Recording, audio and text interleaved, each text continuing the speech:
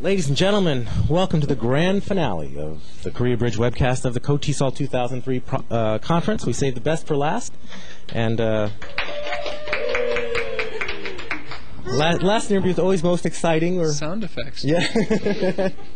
Everyone's a little bit weary, a little bit of in a stupor, but it's okay. Yeah. Speaking of stupors, I feel obliged to ask you a culturally sensitive question. Oh, that's okay. Being that this is your first time in Korea. Yeah, right. And I heard a rumor that last night you were able to experience some Korean culture and had your first taste of soju. Well, it wasn't really my first taste of soju because You've been in training.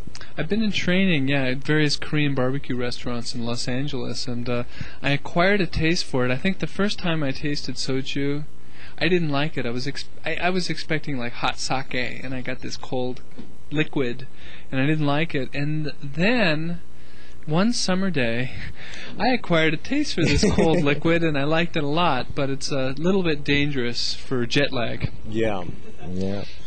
So the culturally sensitive question is, how much soju can you drink? Well, how much soju can you drink?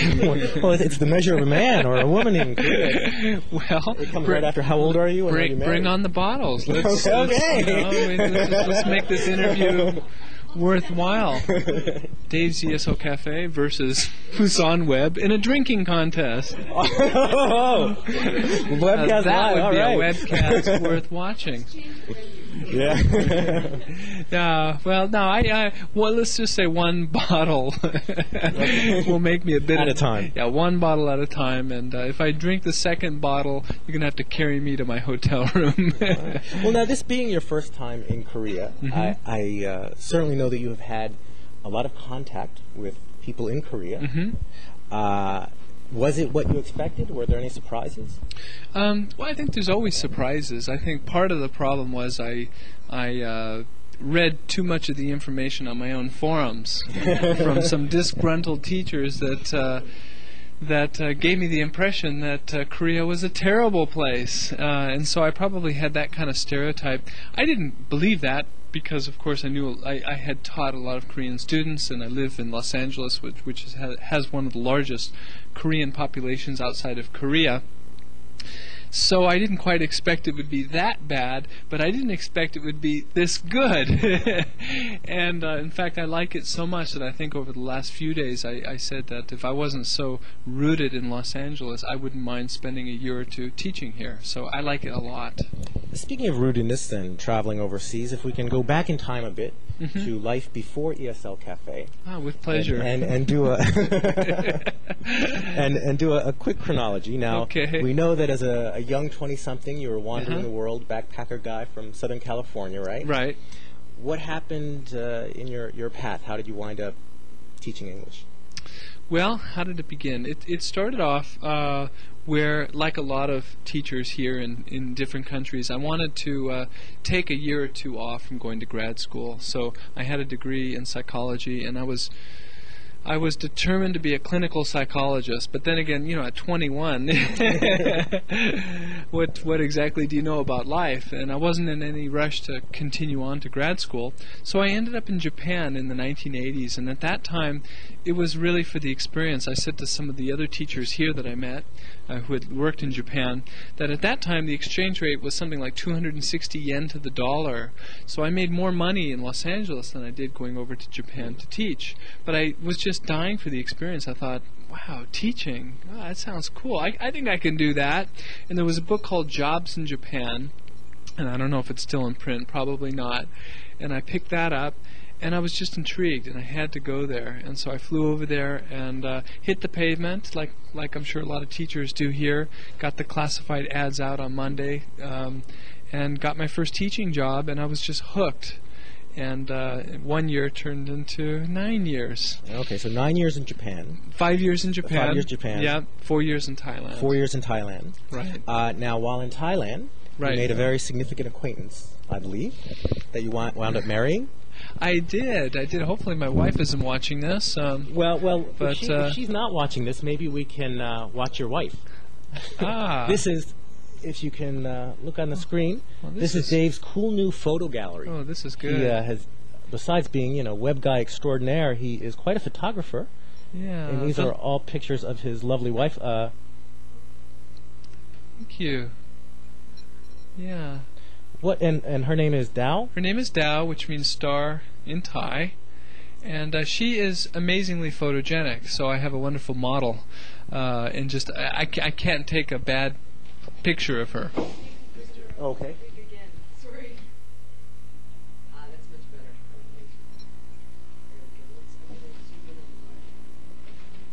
There's Pal. Well, can you tell us a little bit about how you met Dao? Yes. Well, I went over to Thailand in 1988, determined to stay single, but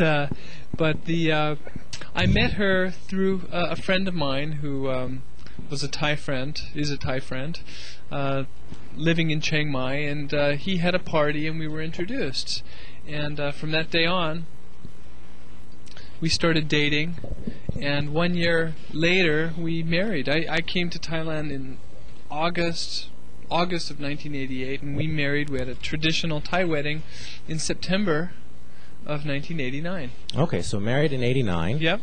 Back to California when? No, married in 80. Okay, when we got married in 89, I had one problem. I was broke. I didn't have any money, and that's not a good way to start marriage. And Thailand, it's not so easy to make very much money, generally, not for everybody. So I went back to Japan with my wife. We had a working honeymoon, and I taught English. I actually helped direct a school called English Loft in Tokyo. And Dao studied Japanese, and we had the time of our lives. It was truly one of the best years of my life. I bought a motorcycle, and we motorcycled around Japan together, and I had a good job. I had money. I had friends. And then ESL Cafe started. Why you left Japan to go back to California, right? Right. At the end, just as you said, at the end of my year in Thailand, I had a new acquaintance, I had a partner. Thank you. I'm jet lagged. Please feel free to finish my sentences today. And at the end of the year in Japan, Dao was expecting her first child, so it was a very successful honeymoon. And we went to, we got back, we flew to Thailand. We just wanted to do 1 year in Japan, and we flew to Thailand. And Dao was, she was very chirpy, and I was worried about that. And so we found out the first or second day when we were back in Thailand that she was pregnant, and that was the start of another adventure. Yeah. The start of ESL Cafe has been pretty well documented, so we're going to pass over that and go right to, but we'll stay on the topic of Tao. Okay. How does she, I imagine you spend a little bit of time on the computer every day. Mm-hmm. How do you balance your computer time and your time as a husband and father and other things? Well, that's a good question, and I think balance is something that's really important, and something I try to teach teachers and my children as well. When I first started Dave's ESL Cafe, I did not have that balance, and I have to say that I was a workaholic. 1996, 1997, maybe into 98, there wasn't a balance. I mean, Dave's ESL Cafe was just my life, and I put in countless hours doing that. And in I'd say maybe 1999, I started to strike a balance where I just felt one day, what am I doing? I'm missing out. I'm missing life, and so I thought there has to be more of a balance. And since then, I keep pretty much a schedule. My schedule right now is I'm the first one up. I'm up at about 5:45, and I spend the first hour doing the basic Dave's ESL Cafe work, just email and getting the jobs posted on the job boards. And then my kids are up, and I make breakfast for my kids, and I'm the official driver. I probably spend more time driving than running Dave's ESL Cafe. I drive my two children to school, then I come on back, and I normally work either at home or in Starbucks. Starbucks has high-speed internet access. So I take my laptop, which is over there in that bag, and I work for about 3.5 hours intensively. And then normally have lunch with my wife or lunch with my father, and then a little bit in the afternoon, and then at 3 o'clock I go to pick up my kids, and that's pretty much it for the day until maybe my kids are asleep, and then I'm back. You mentioned online. in one of your presentations that every day you take about a 1 hour walk with Albie. Yeah, I do. That's part of just keeping sane. I love the outdoors. One of the problems of not only using a computer, but even being a teacher in a classroom is just being indoors all the time, and I just love the outdoors, always have. So I go out with him. I live pretty close to the Santa Monica Mountains. You should probably tell people who Albie is. Well, Albie is my dog, my lover. Yes, I have a lover named Albie. It's on this webcast. We kiss each other every day, passionately. Albie is a wonderful dog. He's a German Shepherd, Doberman, Lab, probably some Great Dane. He's this great big. I've got pictures of him somewhere. Well, don't go to my gallery. I don't think he's on my gallery. I saw one picture. Was there? Where is he? I don't think on my old gallery. Oh, there he is. Oh, there is one picture of him. Yeah. No, the mustache. Didn't I make you sign an agreement about no mustache questions? Okay. Yeah, there's Albie. That's a good shot. Yeah, there he is. Yeah, he's very sweet. Well, we go out together. I mean, I work mostly out of the house, and so Albie. He's like a member of my family. He's like a child, like a brother to my children. He's 7 years old, and my son received Albie on his 5th birthday, and my daughter, when she was born, the first thing we did when we brought her into the house was Albie. We brought her to Albie. We were worried that he was going to bite her or attack her, but we went ahead and brought her home from the hospital right to Albie, and he sniffed her and licked her on the top of the head, and they've been, just buddies since. And so that's the story about Albie. Does your family ever give you advice on your website or criticisms? Well, my wife used to. She was an important part of design aspects of the site in the beginning. I would ask her, does this work, does that work? And she has more of an artistic sense than me. My son, the kids are really tech savvy, and my son probably knows a lot more about internet than me. He knows too much, and so he's told me. He said, Dad, your chat sucks, quote unquote. And so, can I say that? Am I allowed to? Okay, I wasn't sure here. Too late. So for him, his advice was, I need to upgrade. I need to put a Java-based chat, something that was more up to date. But for the most part, advice comes from the Dave's ESL Cafe users, and most of the changes that you see come from them because I just get so much email every day. And some of the advice I listen to, some of it I don't, some of it I don't agree with, some of it I agree with, but it's just too difficult to make changes. What part of your site are you most satisfied with? Which part of your site would you most like to change or develop? Well, I think it's funny. There's times when I think I think my site is, there's times when you think it's horrible, and you think, oh God, it's all awful, and then you might do a presentation, and then I'll visit various aspects of the site, and I'll say, well, it's not that bad. I've built a lot. There's some great stuff here.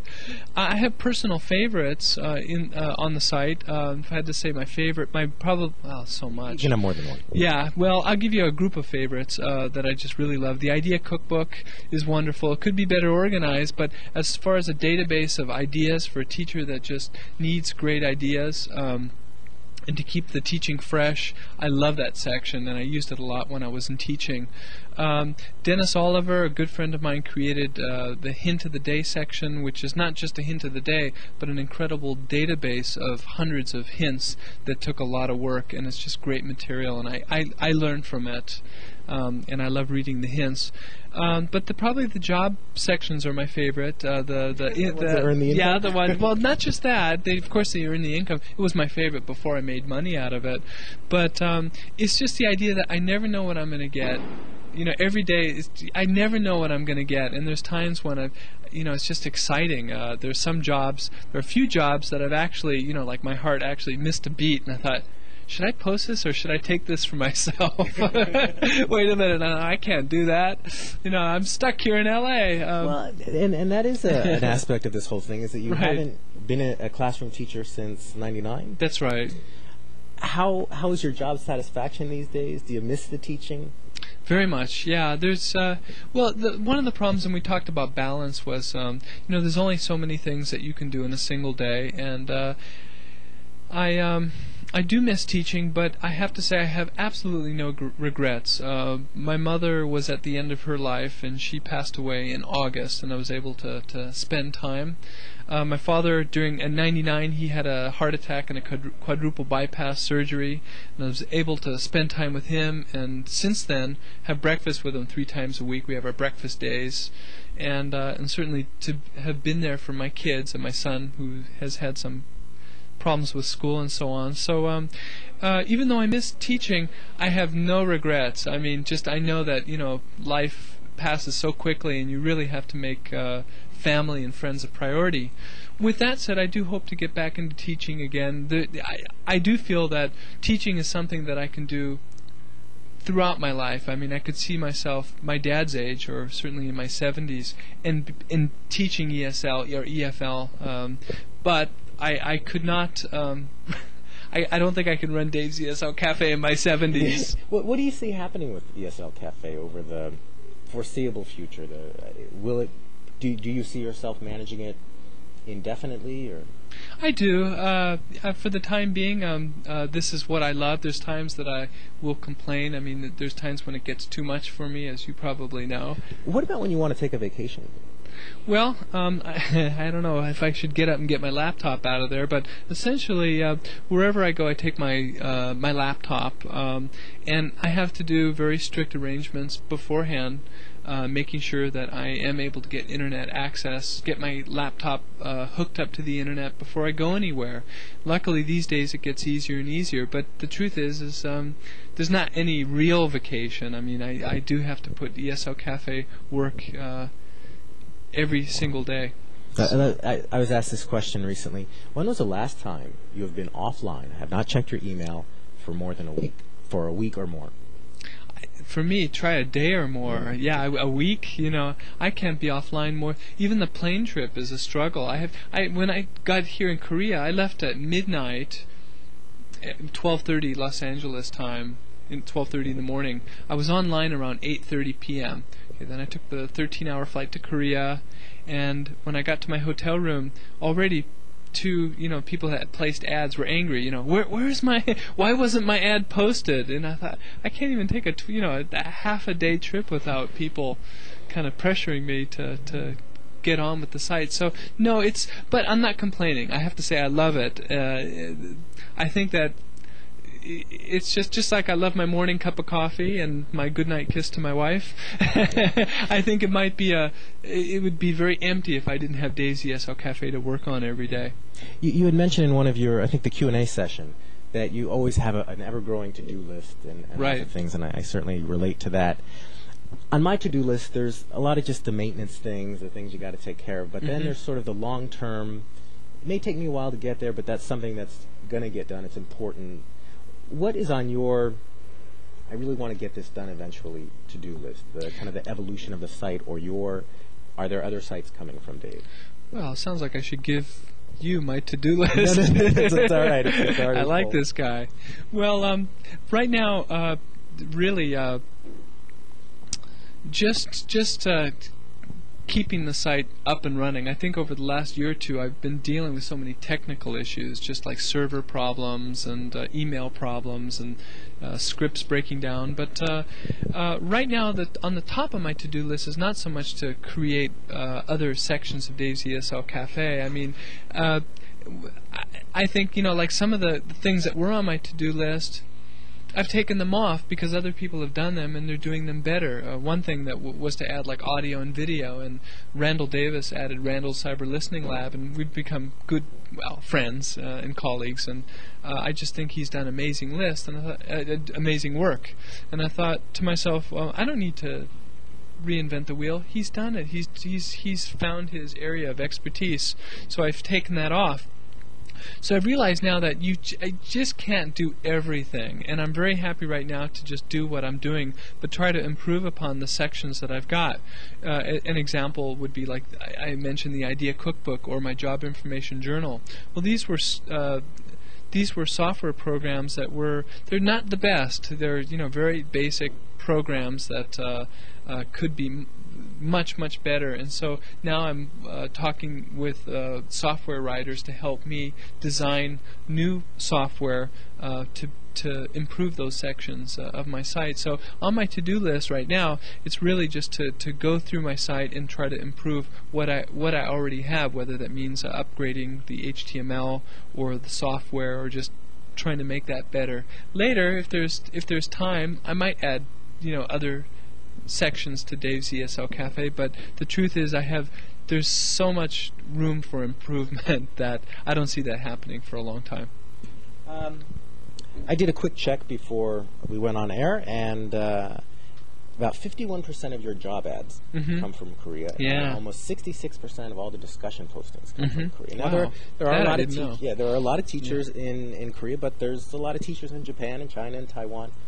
Why do you think the Koreans make up 66% of the discussion postings, and the nature of their postings are a bit different than the international board? Well, I think there's a few reasons for this, and of course I'm just guessing. I'm not a scientist, and I can't say exactly why. But first of all, Korea was connected to the internet much earlier than a lot of these other countries. So I know that when I first started, when the job postings, for example, were free in 96, 97, 98, and into 99, right away in 1996, as soon as I just put the board up, post your jobs here, it was mostly Korea, and the reason was because, of course, the Koreans were accessing my page. If you can't access my page, it's hard to know about Dave's ESL Cafe. The other reason, of course, is that there are a lot of teachers here. Now, I don't know what the statistics are, and I don't know how many teachers. That would be an interesting statistic to have, but there just seems to be a tremendous demand for English in this country. As far as the nature of the postings go, when you have that many teachers here, that kind of volume of teachers, you're going to have problems when you have perhaps school owners that don't speak English so well, and you have perhaps teachers that don't have the qualifications or the experience or the knowledge about Korean culture or living abroad. You're going to have problems. You're going to bump heads, and so this is what has happened with Dave's ESL Cafe. Speaking of the forums, the Korea Bridge moderating team have spent a lot of time and many OBEC draft beers figuring out how to draw the lines of what we feel okay about getting posted and what we don't. How do you approach the whole process of, what's your goal for the forums, and how do you decide what is okay to post and what is not? Well, we take a coin and we flip it up in the air, and if it's heads, we delete it, and if it's tails, no. Again, that's part of the evolution. You have to remember that the forum started originally with just a single board for all over the world. It was just a single board forum, and that was it. And then later Korea broke off and became its own forum, and then later we changed the software and it became much more sophisticated. Again, with the new software, Korea became just the Korean forum, and then people said, no, you can't have, there has to be more. Okay, job discussion, Korean job forum, off-topic forum, I don't even know what else we have. I have to look at it. General discussion, you know it better than I do. And again, it was just part of the evolution where we just saw that, like when we had the job, for just jobs, people were starting to talk about other things that were not job related. And people said to me, you've got to delete that stuff. And I thought to myself, well, no, I don't. That it's part of I'm forming a community, and these are teachers that they need to talk about lots of different things, not just the job situation. So then we started creating other forums because of the demand. Now, the point that you mentioned about what we can post and what we cannot post, that's hard. It's very difficult. And even, I was together with the moderators last night and this morning, and we're still kind of trying to decide. We try to, well, one thing we have realized is that it's difficult when you have a group of moderators that, first of all, have different age ranges from the from 20s all the way up to in their 50s, different political and religious backgrounds, different nationalities, and so you do have people that don't always agree on what can and what cannot be posted, but we're kind of learning as we go along, and also we try to do the best we can, and just again, we're still in the first year of this, so it is a learning process, and we have a long way to go with this. You mentioned kind of the online community, and Right. that's talked a lot about at conferences like these, the positive side of the internet, how it's shaping new communities, virtual communities, and, Right. and the other positive educational benefits of the internet. But something like the forums show us the darker side of the internet. Yeah, tell me. How do you think the internet is shaping society for the worse? I mean, we're kind of aware of the positive benefits, but Mm-hmm. as a global community and on an individual level, how's the internet bad for us? Well, it's bad where, instead of taking a walk with Albie, people are just staring at a computer monitor for 12 hours a day. I don't think it's very healthy. There's times when, and it's not just computers, it's television, video games, and there's just times when I just want to unplug everything, and I do. And there's some weekends where we want it all off, and it's a wonderful feeling. Well, that's one aspect where just people need to get away from it. The other aspect is just, the being anonymous, the anonymity of somebody on there that can do very destructive things with the internet. You certainly read about it in the newspaper. Mind you, you can blow that out of proportion considering how much volume of internet traffic there is. I think there probably is relatively little crime. A good example, I should tell you, is that I had identity fraud that hit Dave's ESL Cafe, and I went to do my online banking, and I noticed that somebody had written a check for several $1,000s and had taken it out of my bank account. And then I called my bank, and they managed to stop payment on the check, and then sent me the check. And what it was somebody who created a Dave's ESL Cafe check, and it was a Nigerian, and they set up an account in Belfast, and they came very close. Was it someone who was related to the minister of something who had just inherited $60 million? And That's another. Yeah, me too. Yeah, gosh. So you're rich now. Yeah, there's a lot of that. But again, that's the dark side. The spam that you get, the viruses. There's a lot of that. I try not to focus on that, and I don't think, for the most part, it doesn't really affect me so much. I think that there are a lot more brighter aspects of the internet, and over the last couple of days I've focused on the positive things because it's there. The internet's here, and so we might as well use it to its fullest potential, and there is a lot of great stuff about it. But I think parents and teachers and husbands and wives need to be aware that there is that dark side, and there is somewhat of a danger that if you're not careful, bad things can happen. So you've been here for the last couple of days, and you attend many conferences, Mm-hmm. I hear. And you are kind of a new entity in the ESL community. You're the closest thing that the ESL world has to a celebrity. Your presentations are well attended. Afterward, people take pictures with you. They get autographs even. And I wonder what's that like personally to be a celebrity in this environment. And also, this is sort of an academic environment where celebrity is usually based on publications and academic credentials, yet the guy who doesn't have his doctorate and just started this little web page is the guy who's getting more people in his presentation. Well, the whole thing is strange. It's a strange phenomenon, and at first it used to really bug me because I'm not comfortable, despite what some people might think. I'm, more introverted and shy and Buddhist, and so the whole thing, in the beginning it was not comfortable. Now it's just I take it more as a compliment that that my work has an effect on the EFL community, and so now it's what's the right word? I need you to finish my sentence. Well, you were yeah. very gracious about, I mean, handling Yeah. the situations. I was very impressed how you... I mean, my feeling is that, the fact that people are coming up and saying, oh, yeah, it's really helped me in the classroom, or it's really helped me get this particular job or avoid this situation. It's great to meet, not the celebrity aspect, but face to face. You have to remember that I'm working, with Albie at my feet, without people, and it's easy to forget this. That I think that anybody who has some kind of online presence, it's really easy to forget that you're actually reaching a global audience, and that your work does affect a lot of people. So for me, rather than think of this as some kind of like celebrity thing, I look at it as just, this, it's great. Thank you for appreciating what I'm kind of doing. reaction do you get from the established EFL names, the academic guys? Well, most have been really, really nice, actually. I think there was a bit of resentment maybe in the beginning, and I think there might still be amongst like KOTESOL, the organization.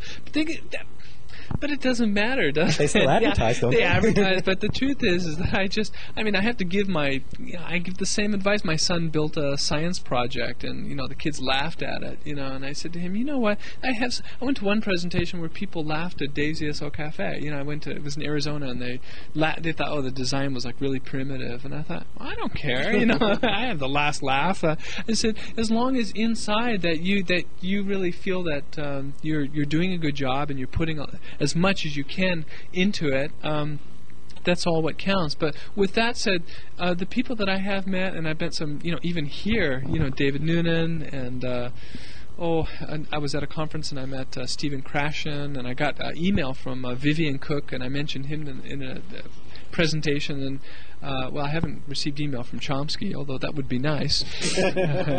But anyways, they've been very gracious and appreciative of the work, and I find that actually kind of surprising, because the idea is like, oh my God, I can't believe that they even know about me, and these are people that I actually read their books and studied their work as a graduate student. So I think. I don't know. It's just. I mean, it's there. People have just accepted it. Oh well, KOTESOL Cafe is just there, and a lot of teachers use it. But anyways, I'm kind of in my own world. I never really pick up resentment very well, and when I do, I tend to, over a beer or two, it tends to evaporate pretty quickly. Speaking of which, it's almost beer time, but I want to check in with the webcast team to see if they have any questions or if we got any. All right. Oh, how many? Do you have a spam filter installed on I your do. email? Yeah, email is a. Well, the spam numbers are huge. I don't know exactly what they are. I don't even look at there is a statistic, but what happened was, how did this come into effect? Well, it started off more, not so much the spam, but the virus stuff. Virus emails. Like we had the, what was the So Big virus that hit it was the biggest virus that ever hit the internet. And one day, thank goodness it happened when I came back from Thailand. I was back from Thailand, and I literally had hundreds of these messages because, it's out of people's address book. It's the one with what? Yeah, it was like the message was, they had different messages about movies and what's that, your friend? This was nasty, and it went on for a long time, and I had a heck of a time with that virus. But anyways, before that, it was a couple of years ago, I opened an account with virusscanning.net, and so all of my email gets forwarded to them, and viruses and spam gets filtered. But the unfortunate effect of that is some legitimate email messages don't make it through to me. So sometimes people will say, I emailed you, why didn't you email me back? And sometimes... Speaking of emailing people back, I recently I did become a member of your forum, and it's a much more complex process than it used to be. You need to send you an email directly. Right. Do you personally clear all of those messages? I do. Wow. Yeah, I do. Well, for obvious reasons, we made it a strict process because of some of the problems that we've had. And if any of you troublemakers are watching this, and you try to give me trouble, I'm going to send the governor of California, Arnold Schwarzenegger, to terminate you. I have connections. Did you vote in the recall? No comment. No, I actually didn't. But so this is just part of what's happening. So well, yeah.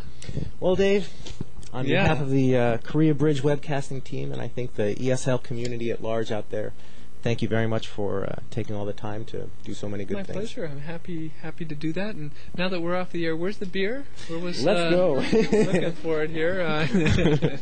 All right. Yeah. And to everyone who's tuned into the webcast, thank you very much for tuning in. Pretty much everything you've seen will be archived and available on KoreaBridge.com as soon as we go have some beers, get some sleep, and do lots of encoding. So from Seoul Educational Training Institute in Seoul, Korea, We're out. goodbye.